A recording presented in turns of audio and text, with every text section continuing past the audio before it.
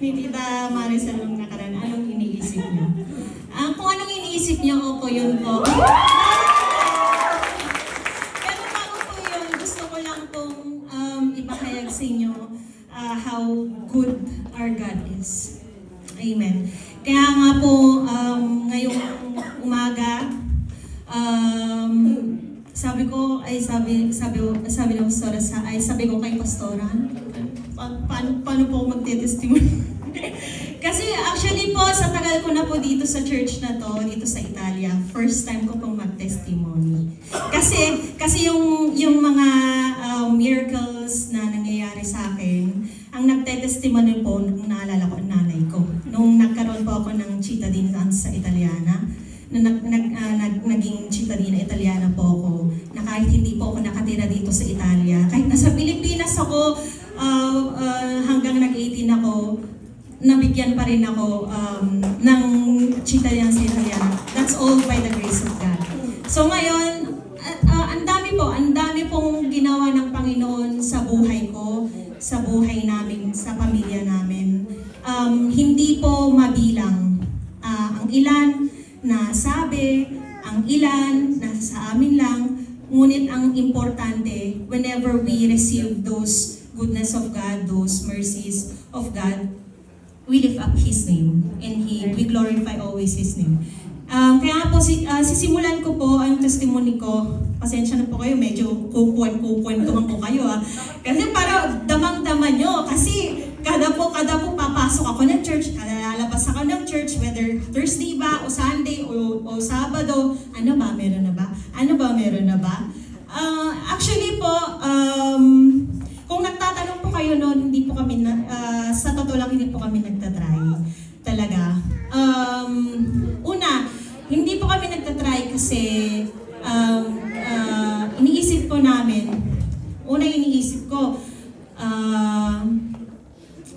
lalo na po ang asawa ko, kasi nga siya yung provider. Sabi niya sa akin, natatakot siya, baka hindi niya maibigay yung, sorry for the African brothers, baka hindi niya maibigay yung kung ano yung kailangan ng anak niya, anak namin, magiging anak namin, at kung ano yung gusto ng magiging anak namin. And sa akin din po, kaya nahahawaan po ako kaya ganun din po yung naging mentalidad ko. Tapos, pangalawang rason po, alam niyo po yung feeling na gustong-gusto mong magkaroon ng anak, pero natatakot ka, baka mamaya gusto mong mag-try, paulit-ulit ka. Yung parang to the point na baka dumating ako sa puntong madismaya ako, magtampo ako sa Panginoon. Ganon, kasi bakit ganon? Kung kailan gusto namin, kung kailan pwede na, hindi naman binibig. Parang ganon yung iniisip ko. Pero hanggang sa nagkaroon ng trabaho yung asawa ko, nung bagong dating pa lang siya, ilang months pa lang, isang 1 month, 2 months pa lang, o 3 months? 3 months, nagkaroon na agad siya ng trabaho. As magazinero pa. Kaya glory to God talaga yun dahil hindi siya nakakapagsalita ng Italiano, nagkaroon siya ng trabaho. Kaya talagang pasalamat namin sa Panginoon. And at the same time, nung nagkatrabaho siya, lumipat na din ako ng trabaho, which is yun talaga po yung gusto ko. Pero parehas kaming tempo determinato lang yung namin, yung aming kontrakto. Ngayon, ang nangyari hanggang sa ano kaya magsusubok na kaya tayo, may trabaho ka na, ganito, ganyan. Kaya iniisip po namin, pero nandun pa rin po yung, kumbaga yung, yung work, yung pera, nandyan na, pero nandun pa rin yung takot ko. Kasi yun din po yung akala ng asawa ko, magpapaulit-ulit lang kami, kasi ako po, may problema po talaga ako sa tiyan. Pamula bata pa lang po ako hanggang sa nagdalaga pa ako, may mga problema po ako. Kaya yun po yung naging mentalidad ko. Pero hanggang sa dumating yung punto na walan ulit ng trabaho yung asawa ko. Frustrated kami, pero hindi kami nagtampo sa Panginoon dahil alam ko na lahat ng nangyayari ay hindi sa ikakalugmok namin, kundi makita namin kung gaano pa siya kabuti sa amin. Kaya naman, nawalan Pero maniwala kayo sa hindi, nung nawala ng trabaho ang asawa ko, mas doon ako nagkaroon ng courage na magkaroon kami ng baby. Sabi kong ganan, sige, kahit wala ka ng trabaho, sudan may trabaho naman ako, go na tayo. And ngayon, meron akong kaibigan, isa sa tatlo kong matalik na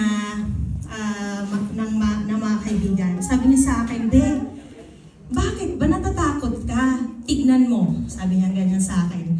Pag naandyan na yan, sunod-sunod na yan, sabi niya sa akin. Kaya pinaremind sa akin ng Panginoon na, di ba anak, ang prayer mo nung dalaga ka, kahit nung bata ka, hilingin mo yung pangarap ng nanay mo magkaroon ka ng asawa by the age of 28.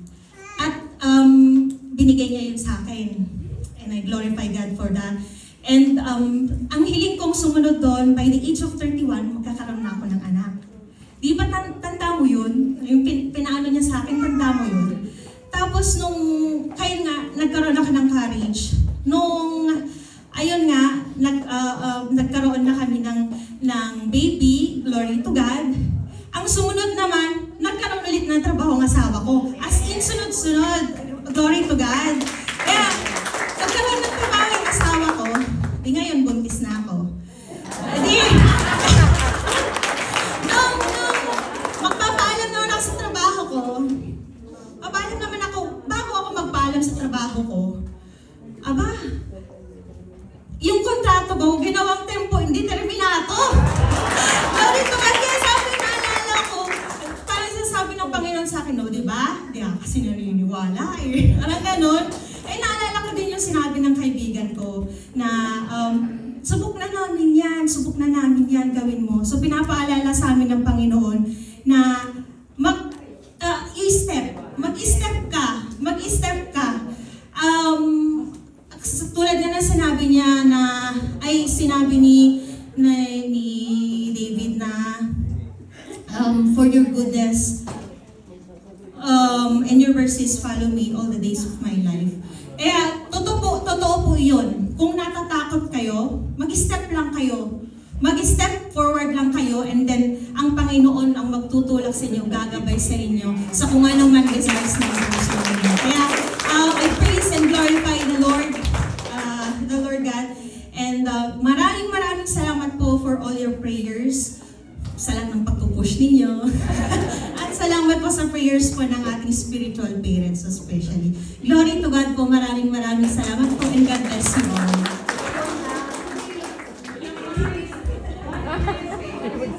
Hello po. First of all, gusto po namin magpasalamat kay Lord dahil sa blessings na binibigay niya sa amin. And then, yun pa, buntis siya.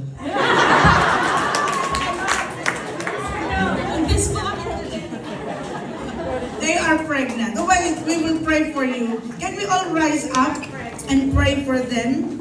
Actually, noong nag-share sa akin ng kanyang fear, sabi ko sa kanya, kapatid, huwag kang magagalit, but you need to